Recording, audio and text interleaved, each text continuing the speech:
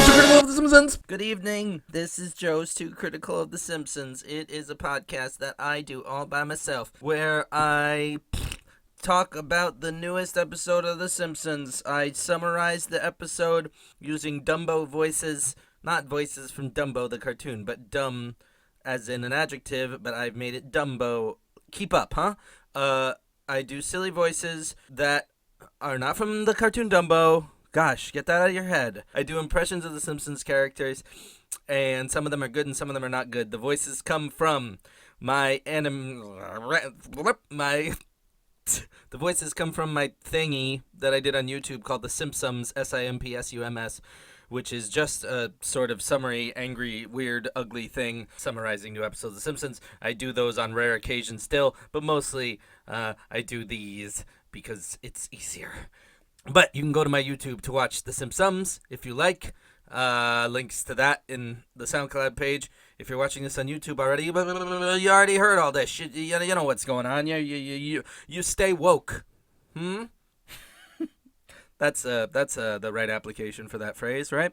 If you're watching on YouTube and you want to download this to keep it forever and get it maybe somehow surgically injected into your head, I don't know. I mean, it might be possible.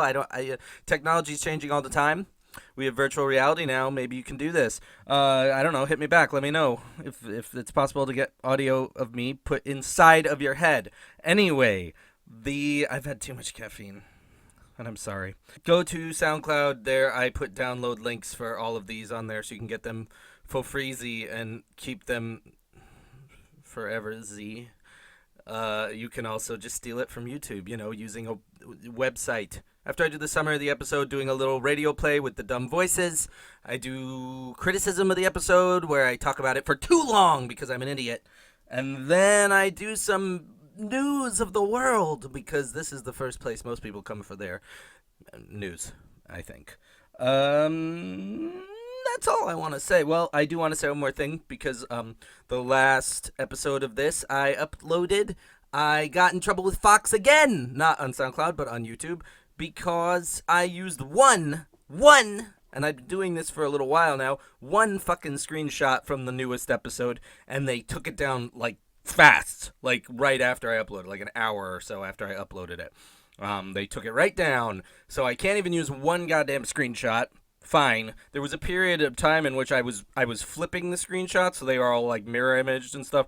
And then I just stopped doing that because I was like, yeah, it's one screenshot that they don't really care, do they? They do, apparently. I don't want to play with fire too much, but because I on some level want to be an asshole, I want to always keep some minor level of fight against the big corporations like Fox.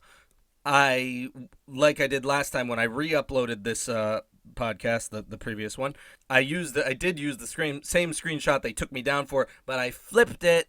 I forget if I flipped it upside down too. I know I flipped it once. I wrote fuck Fox or some other shit. I wrote all over it, and then I inverted the colors, so it just looked like a mess, but maybe you can make out fuck Fox. I'm gonna keep doing that. So whatever the nightmarish screenshot you see now on YouTube, on SoundCloud I can do whatever I want. SoundCloud I keep using screenshot. On YouTube you're going to see a screenshot that looks like some kind of nightmarish dark world. That's a screenshot of the show. I'm admitting it right now, so let's hope Fox doesn't listen this far. It's a screenshot of the show, and I've written something quite rude on it. That's what I'll do going forward. One thing I will say that's kind of fun was that this time when they took it down, it said specifically, the claim said it had been manually identified as their copyrighted material, which means some intern at Fox had to look at it and go, wait a minute. So that's fun for me. I mean, because you want to believe you made somebody annoyed, you pissed somebody off, rather than just a computer that automatically took your shit down, right? So that's that. I think I'm all done for. Let's do the summary of the new episode. This episode is season 27, episode 17. It's called The Burns Cage. It aired April 3rd, 2016. Here's the summary. Okay. Mr. Burns and Smithers have gone skydiving, of all things. Who knows why the fuck they'd be doing it, but whatever. Burns fucks it up and almost dies, but Smithers saves him by putting himself in great danger. Mr. Burns, I thought we were gonna die, and I wanted to say something I've never had the guts to say. I don't give a shit. Don't care about you or nothing. It's not okay with me. At the power plant, Lenny, Carl, and Homer are goofing around. Hey, you dicks, I'm mad and taking it out on you, so you have to go do a bunch of extra work. At the school auditorium, they're having tryouts for a play of Casablanca. It's me, Lisa. I'm trying out for the part of Ilsa. I'm really good at it. I'm Milhouse. I want to bang, Lisa, so I'll try out for the role of Rick. Because he got to kiss her, you know? Wait, does he? I don't remember. Do they ever kiss in Casablanca? They probably don't. Whatever. It's me, Skinner. Lisa is Ilsa, and Milhouse is Rick because no one else tried out for the lead role for some reason. So then the door opens, and this cool-looking kid comes in. I'm basically a kid version of Humphrey Bogart. I'm not on the show normally. I'm like a joke kid character. Okay, you're Rick in the thing. Milhouse, you just the understudy. Lenny, Carl, and Homer are still dicking around at the power plant. You guys are lousy dick-arounds. Do some more work. And he leaves. He's unhappy, and we're getting the shit of it. Yeah, what he needs is a homosexual lover. Later, at Moe's bar, Marge happens to be there. Let's invite a bunch of guys off Grindr to a party and see which one Smithers likes. Yeah. Then at the comic book shop, although it doesn't fucking matter that they're there. I need to fuck that Lisa. I'm Bart. Maybe something bad will happen to that Humphrey Bogart kid if you catch my drift. Then we're at the school again. The bullies approach the Humphrey Bogart kid. Hey, someone wants you beaten. Bart bribed them. They reveal. Who cares how? I don't care. Hey, too bad I am the Bogart kid. And I'm like Humphrey Bogart and stuff, so it is I who beats you up. Skinner says, I witnessed this, so now, because, bullying is not okay, Milhouse is the one who plays Rick after all. Worked anyway. Later, on the stage, they're having rehearsal. I'm a terrible actor. You are a terrible actor. I'm still Lisa. At the Simpsons gay party, Smithers shows up. So, you want to team me up in a gay relationship so I won't be a jerk to you. I'm Julio. I am the gay Latino guy who shows up occasionally. But I was introduced after the show was good. So who really cares about me, actually? I am bartending this party. I really can't do the gay South American voice. I can't really do it. Anyway, you find me very charming. I can't do it. I tried. I'm charmed. Let's go. Homer, you get the next couple of days off or whatever. It's great! And there's a montage of Smithers and Julio having a gay blast, and Smithers is ignoring his Burns duties, is also shown in the montage. So then he goes to Mr. Burns' office. I'm quitting. So then later, Burns is in his office again.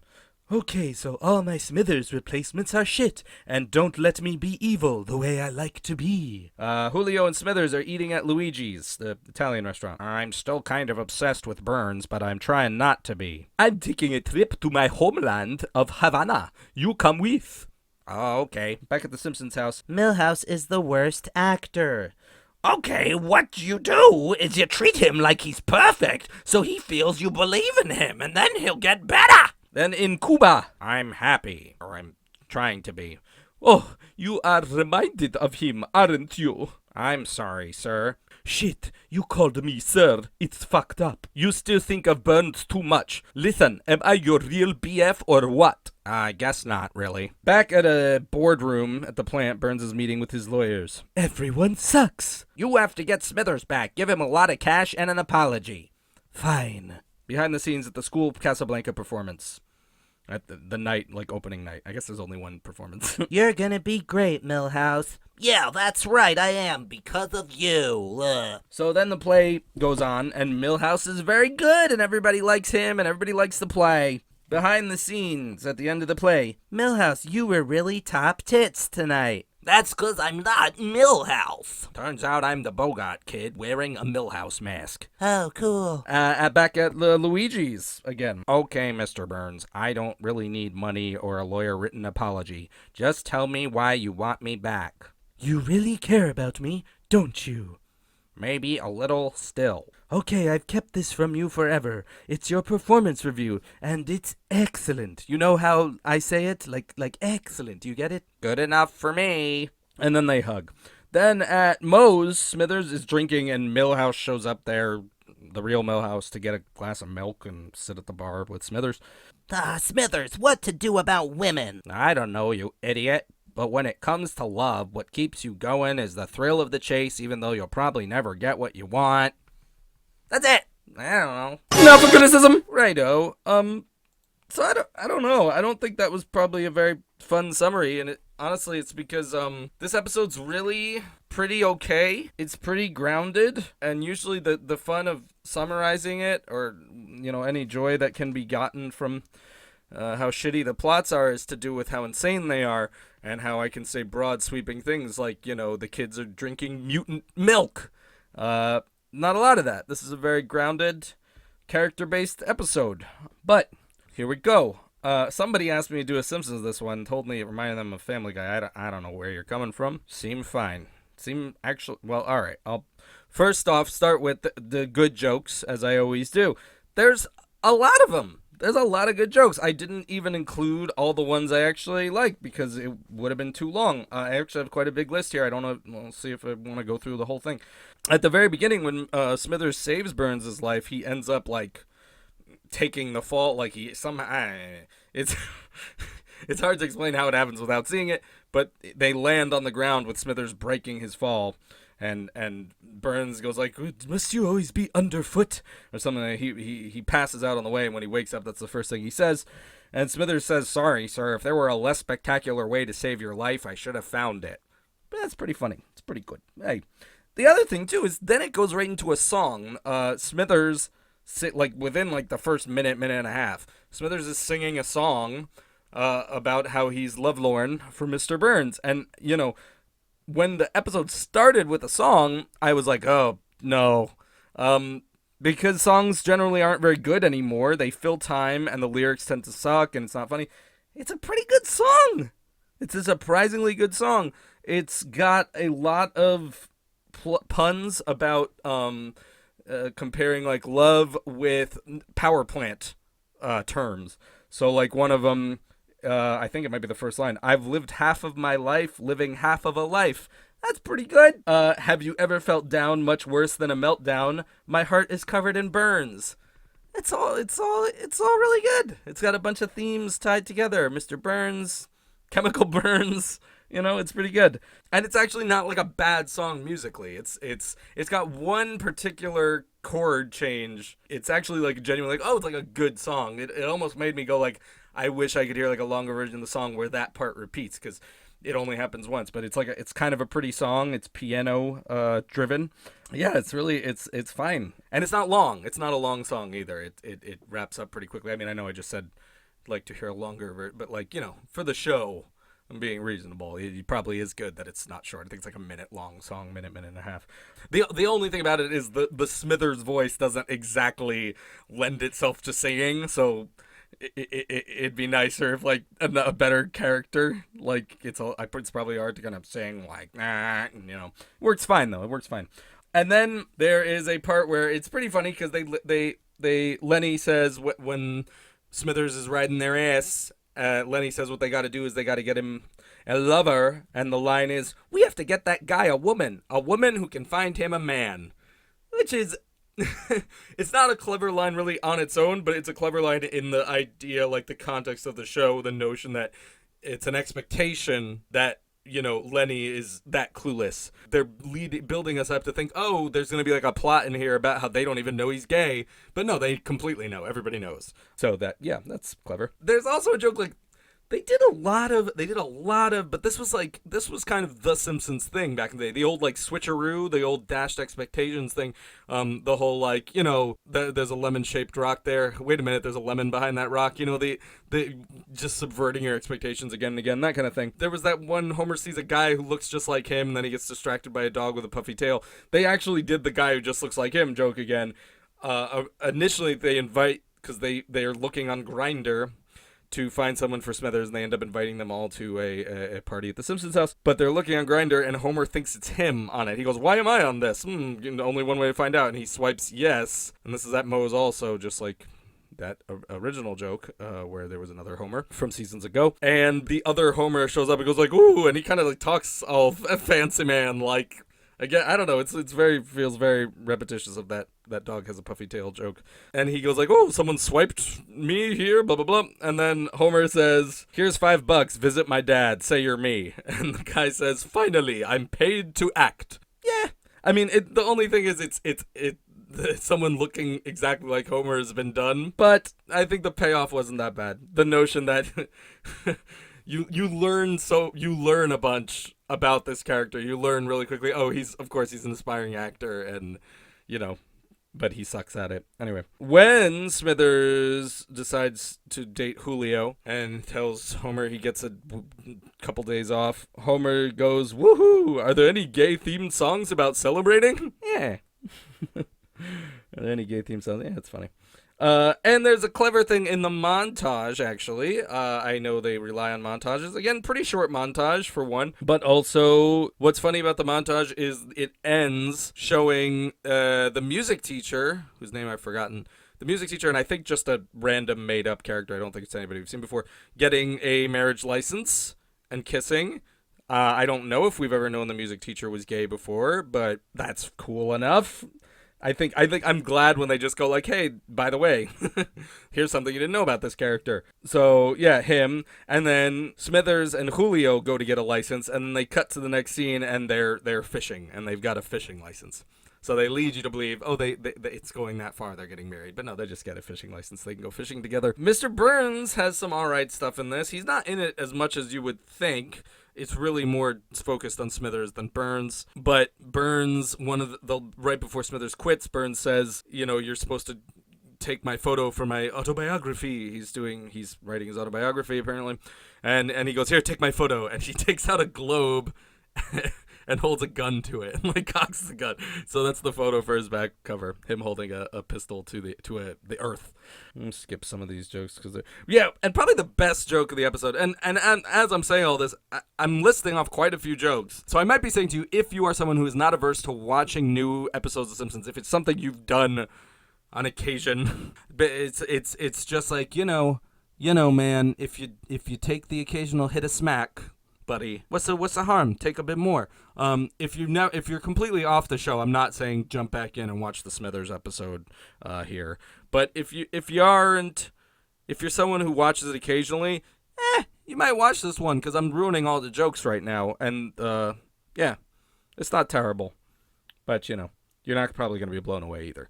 Yeah, but probably the best joke thing, and again, this was kind of it feels very classic Simpsons. In that sort of expectation sort of way where you just the examples are just more blunt than you think they're going to be or sillier than you think they're going to be.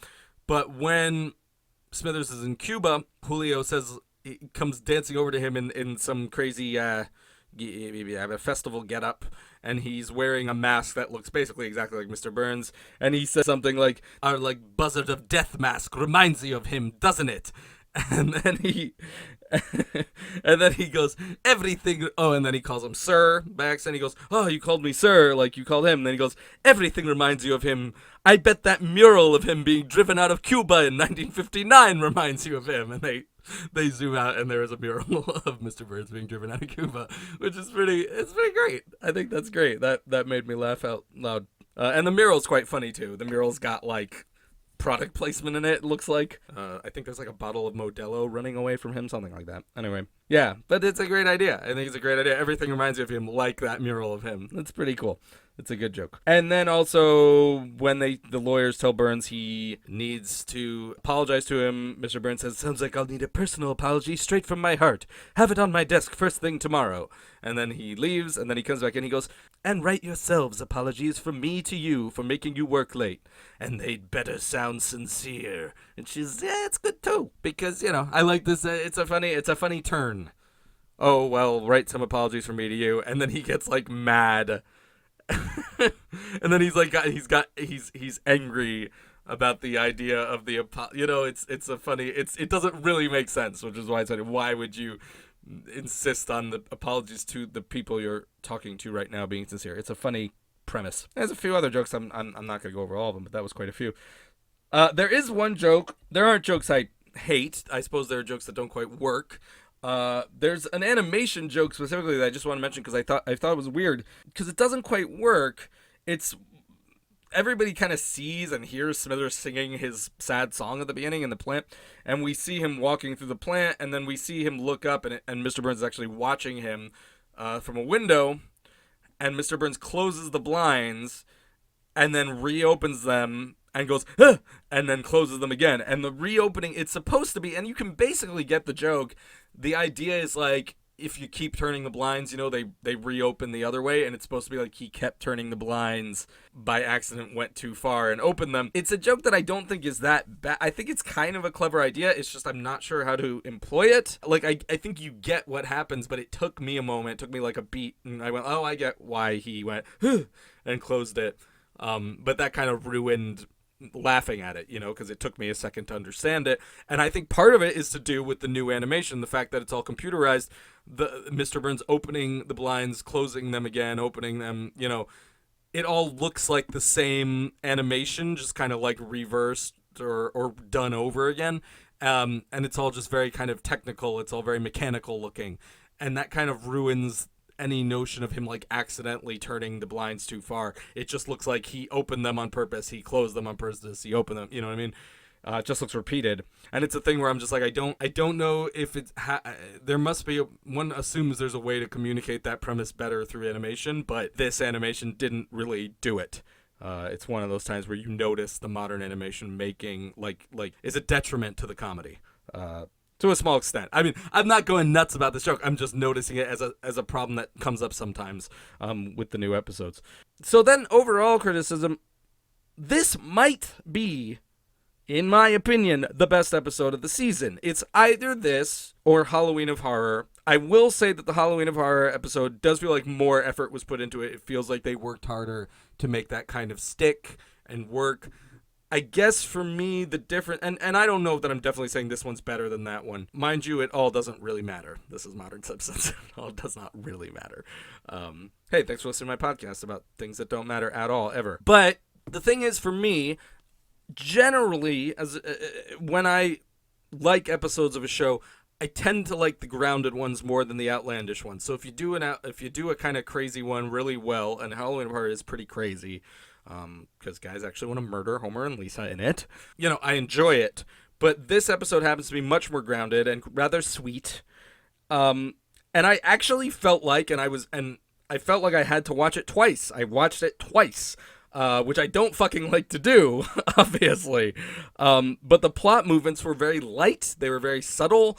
Nothing too big happened, and I just felt I kind of have to like watch along with this one and write down stuff as I'm watching, because I can't remember, these small little plot movements that are just like, Smithers is sad, Smithers is happier.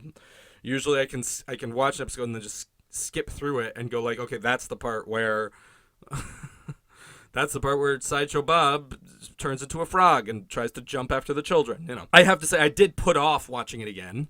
I took quite a while between watching it because I don't really feel like rewatching Modern Simpsons.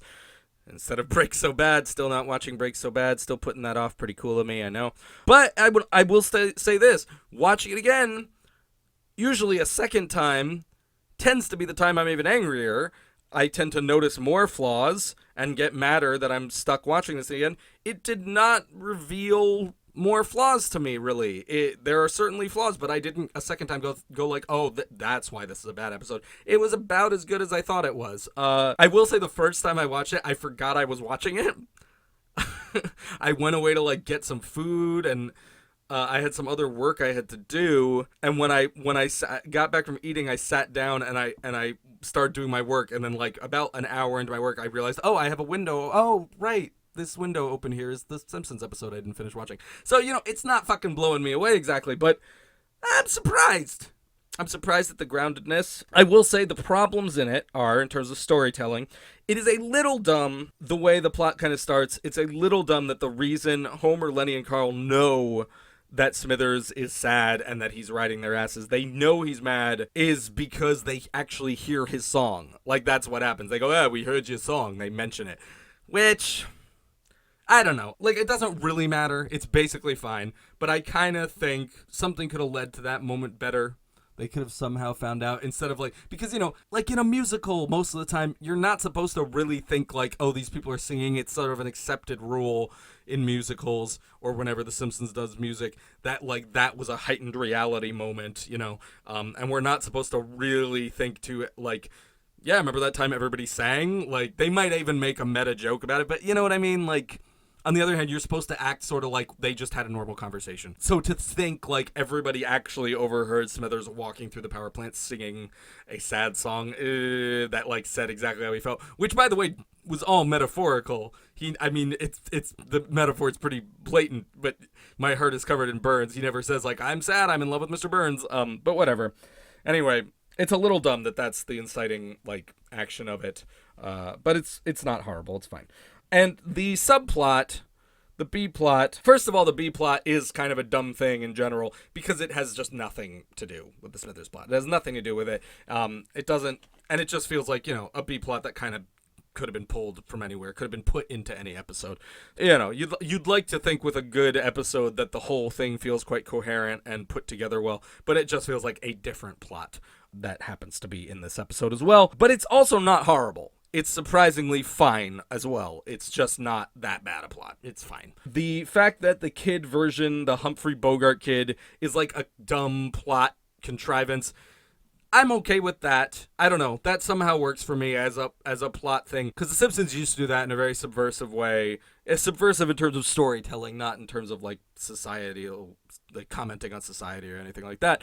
But in a way of like, look, sitcoms are all very formulaic. It doesn't really matter how we get to this emotional point as long as you believe in it. And so the notion that something would drive kind of this thing to happen with Milhouse and Lisa, and that it's just this fake Humphrey Bogart kid is fine. It's fine, and it has some funny moments where they redo parts of Humphrey Bogart. Like, I don't remember his name, but there's that character in Casablanca who goes, "You despise me, don't you?" And they have a part where Ralph is that guy, and "You despise me, don't you?" he says, and they just redo the scene. Maybe it's a bit much that it's just redoing the scene, but it's one of those few times where like The Simpsons love to just take parodies now, and they just drop their characters in the parodies and go, oh, like, if it was a Miyazaki movie, Mo would be a dragon or whatever, and they do this fucking bullshit, and you're like, I guess, who cares? But I thought, okay, Ralph as that guy seems fine. But again, maybe it was a bit too much, just to like the retreading of some Casablanca lines. Like, that's the whole joke of it. It's just a joke plot, though. It's a plot that doesn't, the unfortunate thing about it is it doesn't have a real ending. Like, they could have made it. They could have built it to a real thing. They had the part where Lisa goes, Milhouse is a terrible actor, what I do? And Marge tells him, you just tell him he's really great, and then he'll be happy you believe in him. And then she tries it, and he actually does believe in her, and she's touched by that. So they're building up to the possibility of like some kind of emotional moment here, and then just fucking nothing happens. It turns out that Humphrey Bogart kid is wearing a Milhouse mask, and that's why Milhouse was so good. I think that's a fine idea too. I think it would be unrealistic to think Milhouse becomes good the opening night of the show because Lisa says, oh, you're really good. I think it would be unrealistic to suggest that. So the notion that you think it's Milhouse, but it's actually this kid in a disguise, isn't a bad idea. That's a good little twist. Although, where the fuck did he get a Milhouse mask? Whatever. It's a good little twist, but I think what they should have done, but like, where's Milhouse? Like, and Lisa just sounds like a jerk. What happens is when she finds out it's not Milhouse, she goes, but is Milhouse okay? And he goes, is Milhouse ever okay? And she goes, haha, good point. And then they like go off together to get a soda. So there's no, like, they build to a kind of emotional moment that they then just go, who fucking cares? And I think you're supposed to believe, the implication is because Milhouse shows up in the bar in the tag of the show and goes like, Smithers, why do people do crazy things for dames? There's all this stuff about like Humphrey Bogart style talking going around. So it's like, why do people do crazy things? So I guess the implication is that Milhouse said to the kid, look, I'm shitty at this. You should pretend to be me since you're like barred from being in the play, since you beat up the bullies. You should wear a mask. And it would have been a sacrifice from Milhouse. I think that's what they were getting at. I think that's the idea. I think it's the reveal is he did that. But they don't make that clear enough, for one. And for another thing, they should have had that moment between Lisa and Milhouse like explained. It should have been laid out. It should have been Milhouse should have gotten his moment of, well, I realized I sucked at the play, and Lisa should have been like, oh, that's really sweet of you. You do suck, but that's very sweet of you. Like, perfect fucking ending. Why did they do this one where Lisa just goes, who fucking cares about Milhouse? Like, I'm not saying she's gonna get together with Milhouse in this episode, even though the future episodes seem to indicate that's probably what happens if it's not Nelson. But I'm just saying, they could have had a sweet little, oh, Milhouse can be a pretty good guy. He recognized he was ruining the play. Whatever. So it's upsetting, honestly, that plot is basically fine and functional, more or less. It's quite fluff. It's quite spare, but why didn't they end it properly? I don't get it. Anyway, that plot is the one that doesn't really matter that much. So the main thing is, of course, the Smithers plot. And the reason the plot mostly works is Smithers, for one, unlike Frank, when Frank had his own episode, Smithers actually is an okay character to base an episode around, because he's super sad. He's sad and he's kind of deep. They've built enough upon the idea of him being, of his, like, unrequited love for Burns, which, like, of course was just a joke at first, but they've kind of built him up as this tragic figure. Like, I always remember him in Who Shot Mr. Burns when he stayed home drinking cheap scotch and watching Comedy Central. They've built him up as this character who you can actually watch Smithers on screen for a while without, the Simpsons family anywhere near, and he's interesting, and he's a sympathetic guy. He's deep enough. You can make this character-driven episode about Smithers, and again, it's a very basic character-driven thing. The basic plot is Smithers gets fed up enough with Burns to quit. He has fun for a while with a new boyfriend, but then he misses Burns. Burns misses having him, at least as an employee, if nothing else. And that's it. So he goes back. I mean, it works fine, but they could have gone bigger with all of it, I think. Because the thing that's a little unfortunate about it is there should have been moments that sparked off all of these plot movements. Like, why does he decide to quit? The thing is, the skydiving thing, when he fucking saves Mr. Burns' life in the opening, that is a big, it's a big example. It's like he saved his fucking life. He almost died to save him. And then Mr. Burns literally says, I don't care about you at all. Like, the line is something effective. I actually don't give a shit about you. It's effectively that.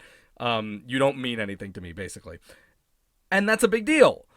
But the thing is, Smithers saying he's gonna quit just comes at the end of a montage of him having fun with Julio and, ignoring Mr. Burns' phone calls and stuff. So there's nothing right before the quitting that makes you go, well, of course he's quitting. He's just like, well, I'm having fun with my new boyfriend, so bye. Like, I think you're supposed to take it all together and go, well, he saved Mr. Burns' life, and Mr. Burns doesn't give a shit about him. Now he has a new boyfriend. Of course, the other thing being, like, they're kind of implying that the only reason he stays in the job is because he loves Mr. I mean, I guess it is that. I guess it is also that. But it's like, he doesn't seem interested in getting another job. They're almost acting like Smithers doesn't need a job. He doesn't even need a job.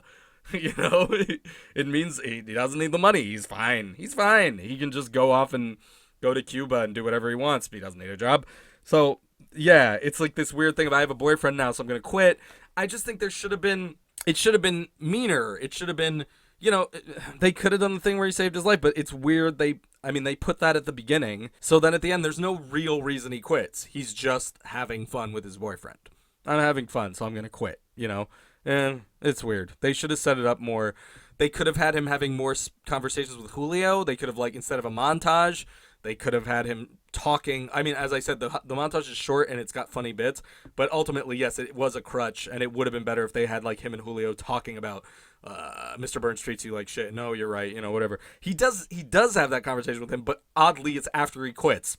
So, he asks him, what do you see in him? And then they show you a clip of Mr. Burns crashing a plane into a house, and that's supposed to be Smithers going, what did I see in him? It's a really weird example of a clip, because it's not him clearly being mean to Smithers. It's just him almost dying because Mr. Burns doesn't know how to fly a plane. I don't get why they use that, but whatever. But yeah, they should have gone bigger. They should have had something. Probably all they had to do is, if they wanted him saving his life scene in the beginning, and they wanted their montage, probably all they had to do was have him come to work, not with the plan to quit, because it's just like, Mr. Burns just like, oh, take my photo for this autobiography, back cover, and then he's like, no, actually, I'm going to quit.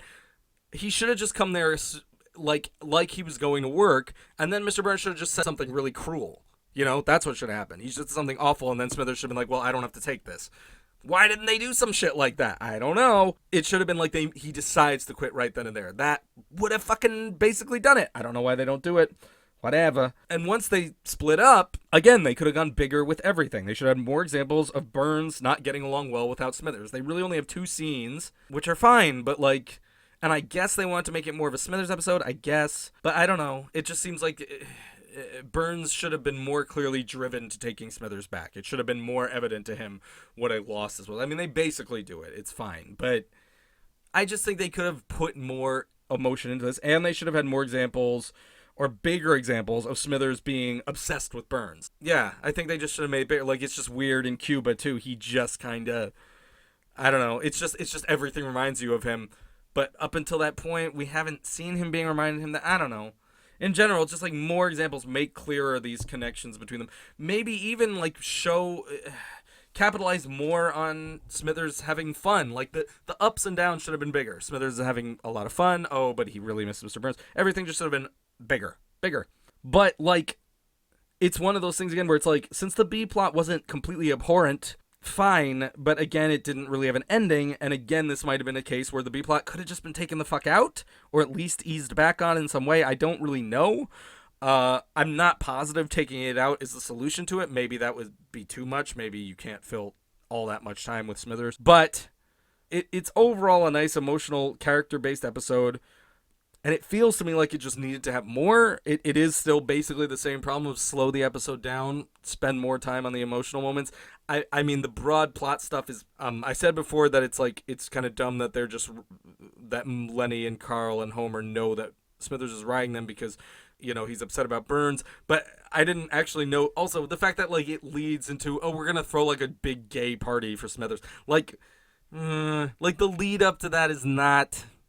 You know, it's too big and silly an idea. Oh, the Simpsons are going to just, like, host a grinder party at their house? Maybe.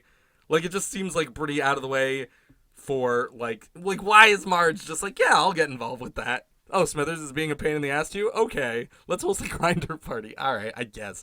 I don't, it's not that I don't believe they wouldn't do it. It's just one of those things of spend more time building to it, and I will believe it. Same with, like, keeping homeless people in your closet. Which was a previous episode. I'm not just talking about a real-life example of something that happens. People sometimes keep homeless people in their closet. Hey, this is an episode about people... No, it's not about being in the closet, actually. He's out the whole time. Which is exactly what I wanted to say. The other issue with this episode, ultimately, is it's not gay enough. It's just not gay enough. And the only reason I say that is because of all the fucking clickbait out there, because of the fucking marketing, which pisses me off. There's all these articles out there now going, Smithers came out on The Simpsons. Did he? Not fucking really. He didn't. And it's the marketing that bothers me. It's the fact that they do this shit like they do, oh, Homer and Marge are going to split up. Oh, somebody important's going to die on the show. They just make up this bullshit, and because it's The Simpsons, they get on TV with, like, people report it. They write fucking clickbait articles about it. Oh, Smithers is going to come out. Whatever. And people are still writing it. People are still going, Smithers came out on The Simpsons. I don't think he fucking did. I do not think he did. I'm sorry. It's just like, whatever. The thing about it is Smithers just is gay. The episode starts and he is gay. That's just how it is. He doesn't really come out. He's just gay. Maybe we've never spent this much time on an episode with Smithers blatantly demonstrating him, like, having a boyfriend, being obviously gay, everyone being aware of him being gay. Maybe we've never done that. So in that sense, it's, I don't know, refreshing. I guess. I mean, it's fine, but he's not coming out really. It's just established that he's gay. I don't know that we've seen, and I don't know. Maybe that's the way to go about it. Maybe that's, rather than have a dumb episode where, like, everybody gradually goes like, what, Smithers is gay. It's just like, of course he's gay. We've, like, seen him when he was at Flaming Moe's. We saw him. Was he dating? In Homer's Phobia, is he dating? He's dating somebody. Is he dating John? I don't remember his name. Is he dating John Waters' character? I think he might be. Sorry, I don't remember. But Smithers is in that too, being pretty clearly gay. It's just like the lead characters haven't commented on it that much. But for one thing, considering he's just gay, there's an episode, like Homer's Phobia was in fucking 1997. That episode says the word gay multiple times. It's very openly full of homosexuals being gay. Maybe some of it is stereotypical, and I don't know how it holds up in that respect now. But I remember it being a very interesting, progressive episode because it actually, and okay, maybe, the idea of Homer being homophobic, maybe that feels a little bit retconning, considering Carl, was it, who was voiced by Harvey Fierstein. Homer didn't seem to be bothered by Carl, like when he kissed him on the mouth and stuff, unless you're just supposed to believe Homer's such a clueless guy that he was just like, this guy's a little affectionate. Maybe. I don't think it's that big a deal that Homer turned out to be homophobic. I think it was an interesting way to investigate the concept of homophobia.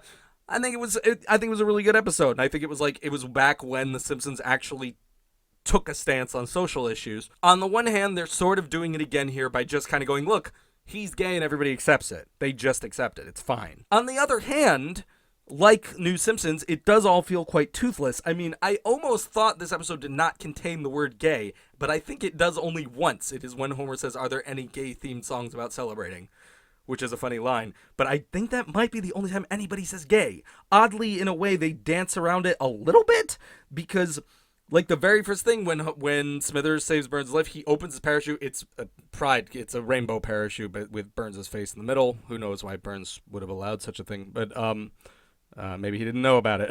Anyway, but there's just all these things that kind of go like, get it? Like he is gay. He's gay, but like there is a gay kiss between the music teacher and an unnamed guy. But oddly, Smithers gets kissed only on the cheek by Julio when they go to get their fishing license. He gets kissed on the cheek.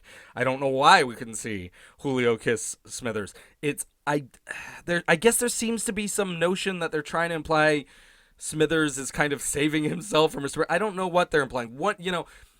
To me, it's like implicitly they're boyfriend and boyfriend. They're going to Cuba together. That one assumes they're sleeping together. I don't know, but are we not supposed to believe that? Because why does he only kiss him on the cheek? Are we supposed to believe like, no, Smithers would never? No, Smithers would never. It's Mr. Burns. He's all about Mr. I don't know. But it's just, everybody knows he's gay. They just know he's gay. And the thing that I do think is quite silly is that it's not just they know he's gay, but everybody knows that Burns and Smithers are that's how they are. Smithers loves Burns, but he'll never have him. It's the unspoken thing, the town knows about. I just don't. It's that thing where it makes the world feel very small now, where they no longer have.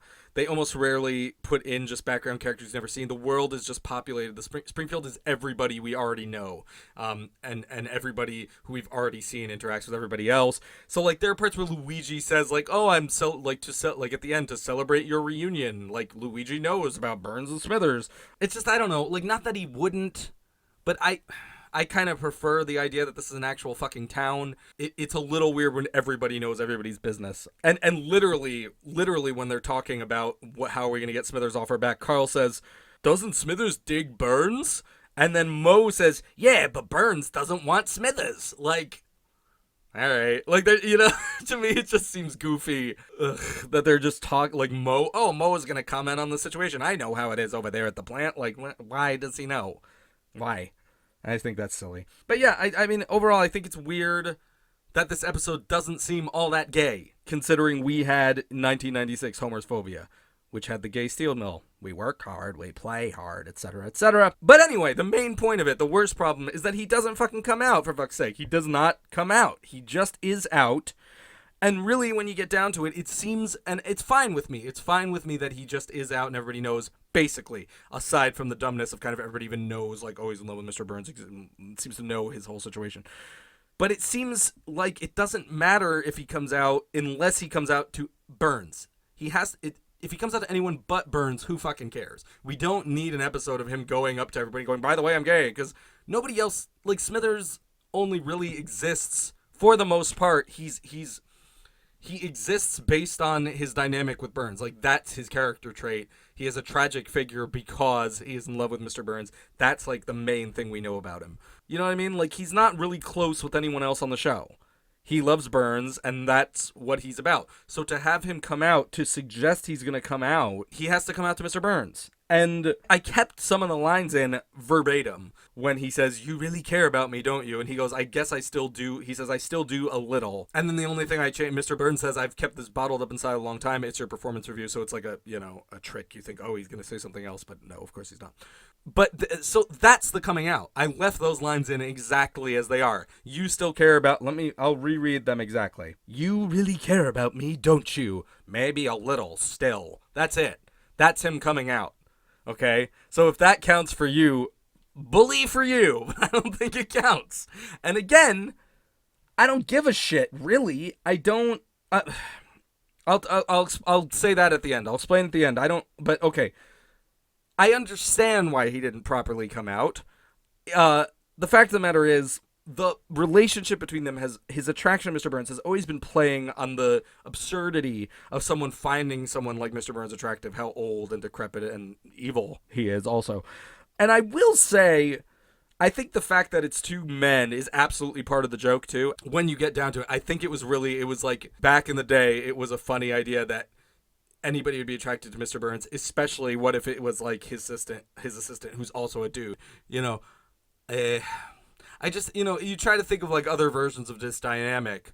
Would it be that funny if it was like two women? Would it be that funny if it was a guy and an older woman?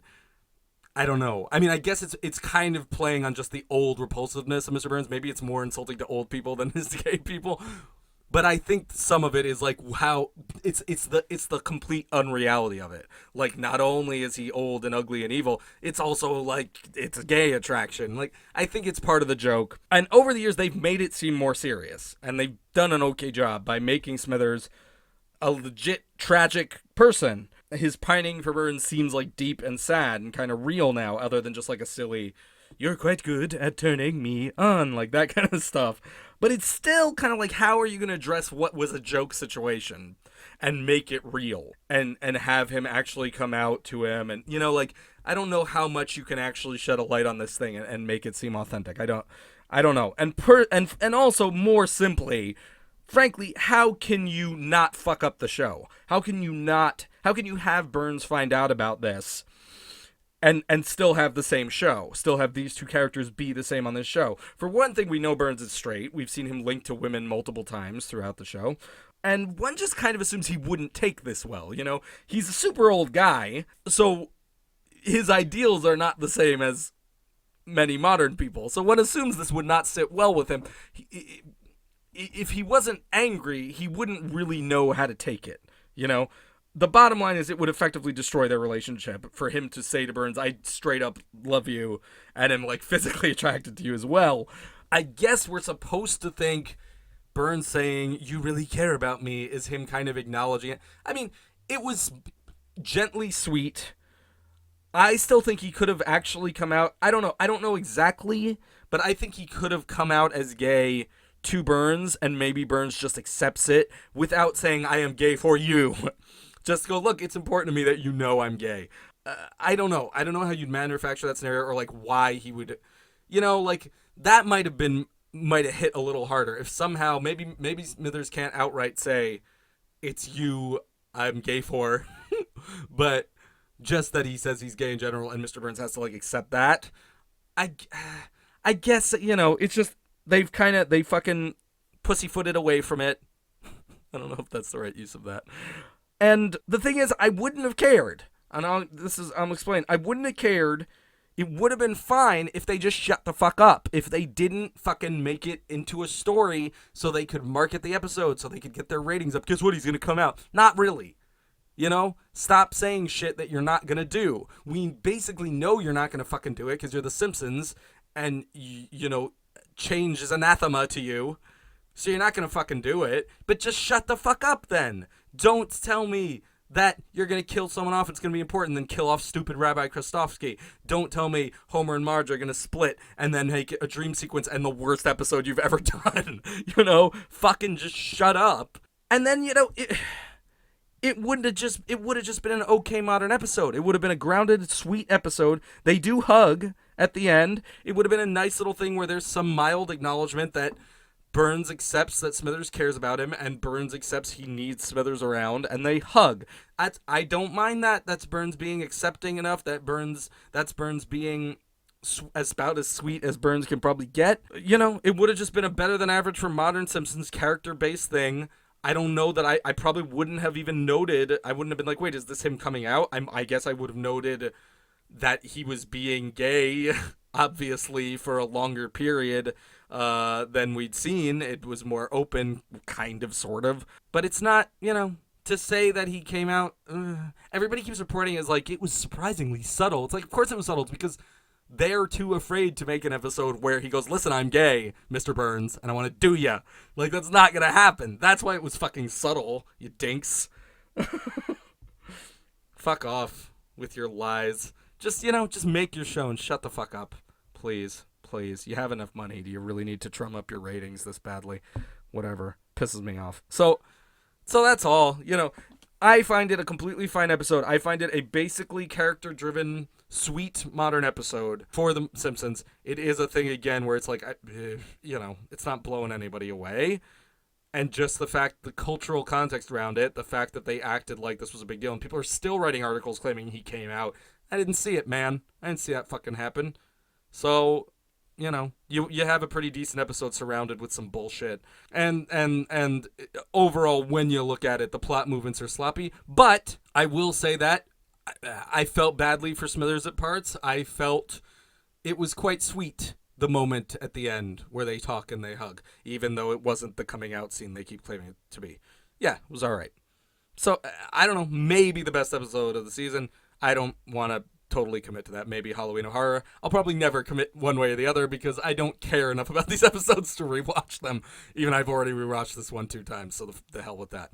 That's enough, But anyway, I'll give this one a rating of it's the best episode of the season, maybe, out of Smithers didn't fucking come out, stop lying, go fuck yourself. Cool news! Alright, coolest news. I will say now, this is quite a long time afterward, but I recorded 2 times in a row having not finished that one Simpsons I did and being quite like, it's not fun anymore, like I said, and I whine all the time. Now that I've actually finished it, I will say I was being more down on it because I was in the shit of it the second time. When I recorded the last podcast, I was right in the middle of the thing that had been, hanging over me, and I wasn't finishing it. It was fun in parts, that Simpsons episode, the last one I did for Lisa the Veterinarian. It was fun in parts, as it used to be. I guess the times it was fun, I got to have those because I'd taken such a big break. There was a period where I just made so many in a row that I kind of did feel like it was just painful to make and it was just boring. So it's fun occasionally, but it's also a pain in the ass, and there are times I don't want to fucking do this. And I'll just stick with, it's basically on hiatus forever until something really makes me mad, and then if I really feel like it, I'll make one. And I did that time, but I just don't know when it'll happen again. But, other stuff should come. Still, forever, always. If you saw that ASMR video, that wasn't the video I've been working on for ages and not finishing. That was not it. Please don't worry. There's something coming one fucking day. Who knows when. The only other thing I want to say, there's a Weezer put out another fucking album. The White Album, Weezer, hooray. I have listened to it twice through. I've listened to a few tracks isolated since. It's not good, all right? Weezer doesn't make good albums anymore. Weezer is the Simpsons of pop music. Absolutely. They are the fucking same. They are a facsimile of what they once were, and they can never quite achieve the same heights they once had. And some people are telling me it's a good album. No, it's not. It's an unremarkable album.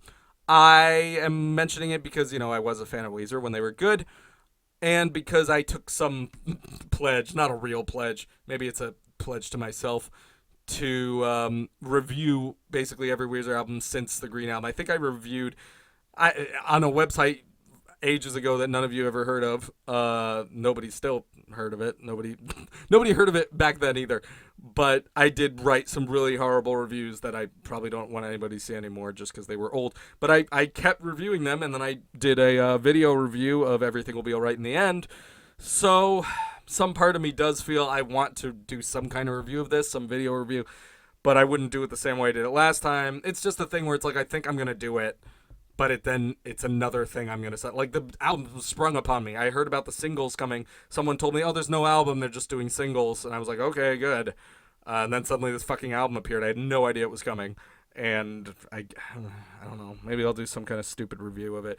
But I wouldn't want to do it the way I did it last time. The way I did it last time was pretty expedient. Just shat that out. So I don't know. That might come, but I also don't know when.